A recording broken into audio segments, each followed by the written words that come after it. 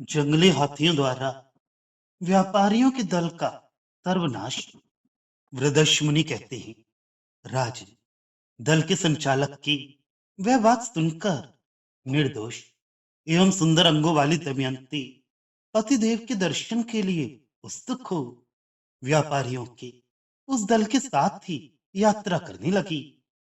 तदनंतर बहुत समय के बाद एक भयंकर विशाल वन में पहुंचकर उन व्यापारियों ने एक महान सरोवर देखा जिसका नाम था पद्म सौगंधिक। वह सब ओर से कल्याणप्रद जान पड़ता था। उस रमणीय सरोवर के पास घास और ईंधन की अधिकता थी। फूल और फल भी वहां प्रचुर मात्रा में उपलब्ध होते थे। उस तालाब पर बहुत से पक्षी निवास करते थे। सरोवर का जल स्वच्छ और स्वाद था। वह देखने में बड़ा ही मनोहर और अत्यंत शीतल था। व्यापारियों के वाहन बहुत थक गए थे, इसलिए उन्होंने वहीं पड़ाव डालने का निश्चय किया। समूह के अधिपति से अनुमति लेकर सब लोगों ने उस उत्तम वन में प्रवेश किया और वह महान जन समुदाय सरोवर के पश्चिम तट पर ठहर गया। तत्पश्चात आधी रात के समय जब कहीं से भी कोई शब्द सुनाई नहीं देता था और उस दल के सभी लोग थक कर सो गए थे, उस समय गजराजों के मद की धारा से मलिन जल वाली पहाड़ी नदी में पानी पीने के लिए जंगली हाथियों का एक झुंड आ निकला। उस झुंड ने व्यापारियों के सोए हुए दल को और उसके साथ आए हुए बहुत से हाथियों को भी देखा। तब वन में रहने वाले उन सभी मदोन्मत्त गजों ने ग्रामीण हाथियों को देखकर उन्हें मार डालने की इच्छा से उन पर वेग पूर्वक आक्रमण किया। पर्वत की चोटी से टूटकर पृथ्वी पर गिरने वाले बड़े बड़े शिखरों के समान उन आक्रमणकारी जंगली हाथियों का वेग उस यात्री दल के लिए अत्यंत दुस्सह था। ग्रामीण हाथियों पर आक्रमण करने की चेष्टा वाले उन वनवासी गजराजों के वन्य मार्ग अवरुद्ध हो गए थे। सरोवर के तट पर व्यापारियों का महान समुदाय उनका मार्ग रोककर सो रहा था। उन हाथियों ने सहसा पहुंचकर समूचे दल को कुचल दिया। कितने ही मनुष्य धरती पर पड़े पड़े छटपटा रहे थे। उस दल के कितने ही पुरुष हाहाकार करते हुए बचाव की जगह खोजते हुए जंगल के पौधों के समूह में भाग गए। बहुत से मनुष्य तो नींद के मारे अंधे हो रहे थे।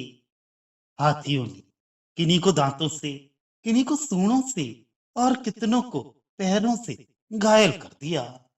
उनके बहुत से ऊंट और घोड़े मारे गए। उस समुदाय में बहुत से पैदल लोग भी थे। वे सब लोग उस समय भय से चारों ओर भागते हुए एक दूसरे से टकराकर चोट खा जाते थे। घोर आर्तनाद करते हुए सभी लोग धरती पर गिरने लगे। कुछ लोग बड़े वेग से वृक्षों पर चढ़ते हुए नीचे की विषम भूमियों पर गिर पड़ते थे। राज इस प्रकार दैववश बहुतेरे जंगली हाथियों ने आक्रमण करके प्राय उस संपूर्ण समृद्धशाली व्यापारियों के समुदाय को नष्ट कर दिया। उस समय वह तीनों लोगों को भय में डालने वाला महान आर्तनाद एवं चीत्कार हो रहा था। कोई कहता, अरे, इधर बड़े जोर की आग प्रज्वलित हो उठी है। ये भारी संकट आ गया, अब दौड़ो और बचाओ। दूसरा कहता, अरे, ये ढेर के ढेर रत्न बिखरे पड़े हैं, इन्हें संभाल कर रखो, इधर उधर भागते क्यों हो। तीसरा कहता था, भाई, इस धन पर सबका समान अधिकार है, मेरी ये बात झूठी नहीं है। कोई कहता, एक कायर हूं, मैं फिर तुमसे बात करूंगा, अभी अपनी रक्षा की चिंता करो। इस तरह की बातें करते हुए सब लोग भय से भाग रहे थे। इस प्रकार जब वहां भयानक नरसंहार हो रहा था, उसी समय दमयंती भी जाग उठी।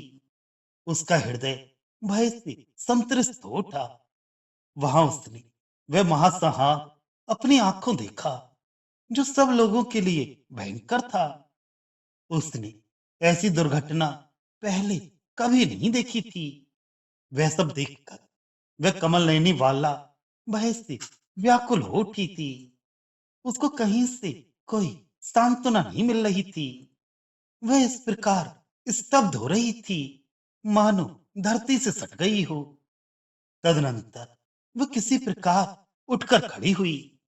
दल के जो लोग उस संकट से मुक्त हो आघात से बचे हुए थे, वे सब एकत्र हो कहने लगे कि हमारे किस कर्म का फल है। निश्चय ही हमने महायशस्वी मणिभद्र का पूजन नहीं किया।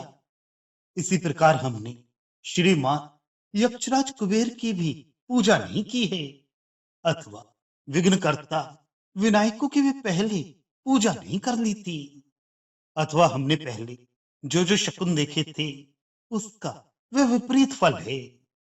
यदि हमारे ग्रह विपरीत ना होते तो किस हेतु से ये संकट हमारे ऊपर कैसे आ सकता था।